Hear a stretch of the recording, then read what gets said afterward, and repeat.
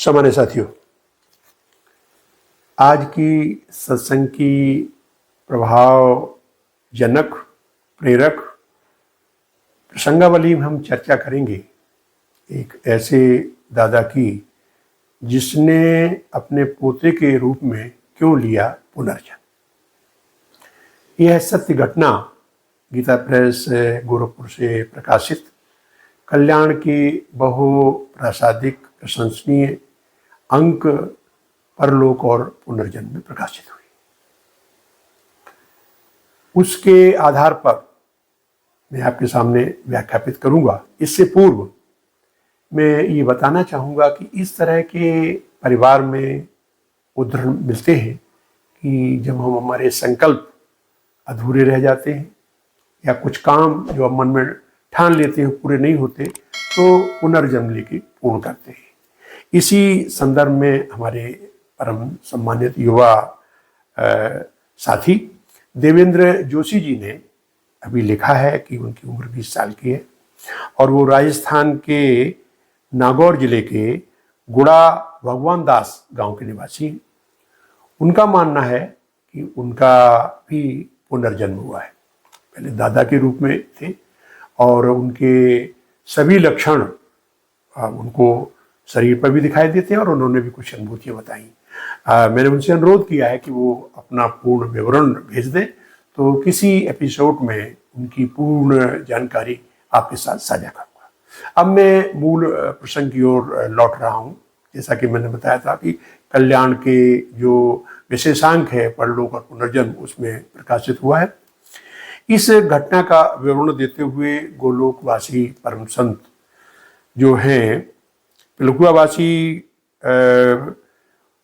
भक्त रामचरण दास जी ने बताया कि 60 का दशक था और पूज्य भाई जी की प्रेरणा से वो उत्तराखंड की यात्राओं से घूमते हुए जब वो गंगा के किनारे सुखताल पर आए जो मुजफ्फरनगर जिले में है, वहाँ उन्होंने देखा कि एक प्राचीन शिव मंदिर के पास एक परम तपस्वी संत बैठे हुए हैं जिनका नाम है मदनानंद सरस्वती जी।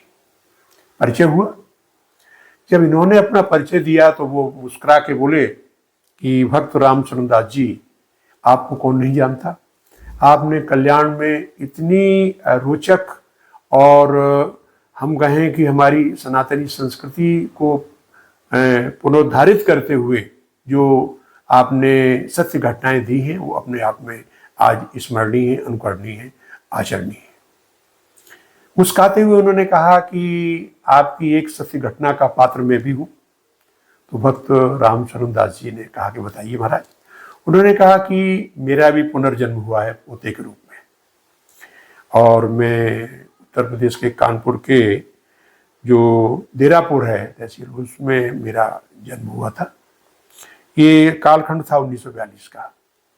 चूँकि मेरे माता पिता के कोई पुत्र नहीं था इसलिए बहुत चिंतित रहते थे हमारा परिवार कि भाई आगे किस तरह से वंश की परंपरा चलेगी। और मेरे पूज्य दादाजी परम शिव भक्त थे। उनकी उम्र उस समय 90 की पार हो गई थी, लेकिन गांव के बाहर एक प्राचीन शिव मंदिर था, उसमें जाते थे और पूजा अर्चना करते थे। उनके कई संकल्प थे कि इस मंदिर प्रांगण को हम अच्छी तरह से बनाएं, यहाँ कथा भागवत कराएं, भंडारे कराएं। इस तरह के उनके संकल्प थे। उसके लिए उन्होंने कुछ पैसे भी संजोए थे। इनका कहना है सरस्वती मदनानंद जी का कि एक दिन वो सोच रहे थे कि मेरी अवस्था इतनी हो गई है, पता नहीं कितना मेरा अब जो है वह यानी उम्र रह गई है और मैंने जो संकल्प लिए थे कि भगवान शंकर की बहुत अच्छी यहाँ हम एक मंदिर का स्थापना करेंगे और सुंदर एक जो उनका शिवलिंग है उसको हम बाहर से लाके यहाँ स्थापित करेंगे, एक धर्मशाला बनवाएंगे और प्रवचनशाला बनाएंगे, साथ में ही अखंड रामायण कराया करेंगे और श्रीमद् भागवत कथा और शिव पुराण की कथाएं हम आयोजित करा करेंगे। और शिव पुराण का वो नित्य पाठ किया करते थे। बड़े चिंतित थे। एक दिन भगवान शंकर ने उन्हें सपने में कहा कि आपके संकल्प बहुत सत है, चूँकि आपकी उम्र मृत्यु के निकट है, इसलिए मैं आपको ये संदेश देना चाहता हूँ कि जैसा आप चाह रहे हैं तो आप ही अपने पुत्र के रूप में यानी पोते के रूप में उत्पन्न होंगे। सुबह ये बात उन्होंने मेरे पिताजी और मेरी माताजी को बताई। इसके 3 दिन बाद उनका देहांत हो गया। इसके करीब 9 महीने के बाद ये बताते हैं स्वामी मदनानंद जी कि मेरा जन्म हुआ, और जब मैं 3-4 साल का हो गया, जब बोलने चालने लगा, तो मैं कहने लगा कि देखिए मेरी लाठी है और ये मेरे खेत हैं, और मैं लोगों से जिद करने लगा कि गांव के बाहर जो शिव मंदिर है वहाँ ले चलो। इसके बाद जो शिव पुराण घर में रखा था उसको उठा के दिखाने लगे लोगों को, देखिए मैं उसका नित्य पाठ करता था। और एक पृष्ठ उन्होंने खोल कर दिखाया कि जब मेरे मृत्यु से पहले मैंने यह पाठ किया था, देखिए यहाँ बेलपत्र रखे हुए हैं। तो वहाँ सूखे हुए बेलपत्र उस पृष्ठ पर रखे हुए थे, क्योंकि ज़्यादा नहीं, 9-10 महीने पुरानी बात थी उस समय, लेकिन इस समय तो उनकी उम्र समय हो गई थी, करीब 5-6 साल की हो गई थी। तो इस तरह से उन्होंने वृतांत बताए। लेकिन बताया कि जब हम 10-12 साल के हो गए तो मुझे और चेतना आई। तो मैंने एक दिन अपने परिवार वालों से कहा कि देखिए आंगन के कोने में मैंने घड़े में कुछ सोने के सटकियाँ, कुछ आभूषण इस नियत से रखे थे कि मैं मंदिर को बनवाऊंगा, वहाँ अतिथिशाला, कुआं और भव्य कहूँगा इनकी जो शिवलिंग है इसकी एक और स्थापना हो, साथ ही श्रीमद् भागवत कथा और शिव पुराण की कथाओं का आयोजन करवाएंगे, विशाल भंडारा कराएंगे। तो जब वो धन निकाला गया तो सबको भरोसा हो गया कि ये वाकई में इनके दादाजी के ही रूप में अवतरित हुए हैं। इन्होंने अपने खेत खलिहान और रिश्तेदारों सबको पहचान लिया। मदनानंद सरस्वती जी के अनुसार कि उम्र आने पर मेरी शादी ब्याह हो गई और मैंने थोड़ा गृहस्थी का निर्वहन किया, संतान हो गई। जैसा कि मुझे शंकर जी ने बताया था कि अब आप अपने उद्देश्य पूर्ण करने के बाद फिर आप इसी अध्यात्म पथ पर आरूढ़ हो जाओगे। तो जब मैंने देखा तो फिर मैंने उस मंदिर को चारों तरफ से अच्छी तरह से उसकी परिधि बनवा करके एक ज्योतिर्लिंग की स्थापना करवाई, और वहाँ पर मैंने सभागार, अध्यात्म की चर्चाओं के लिए एक अलग सभाभवन और अतिथि गृह, साथ ही में हमने जो है वहाँ अखंड रामायण के कई आयोजन कराए और श्रीमद् भागवत और शिव पुराण की कई बार आयोजन कराए और विशाल भंडारे कराए।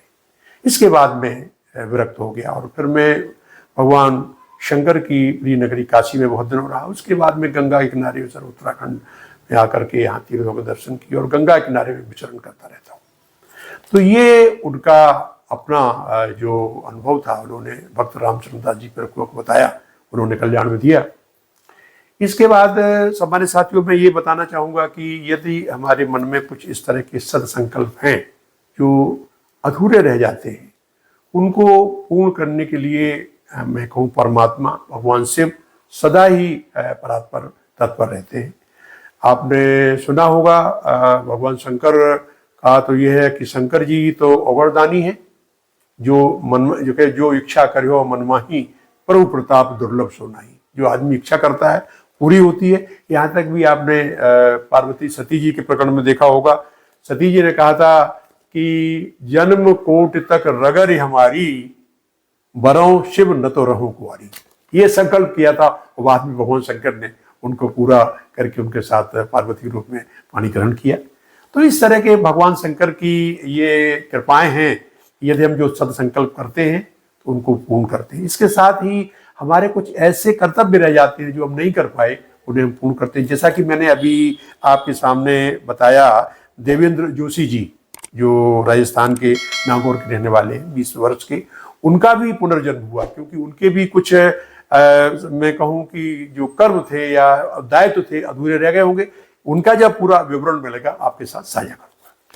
तो आज के प्रसंग में सामान्य साथियों यही, आगे फिर इसी तरह की प्रेरक कथाएं, संत महात्माओं और शास्त्र संबद्ध बातों पर आपके साथ चर्चा करूँगा।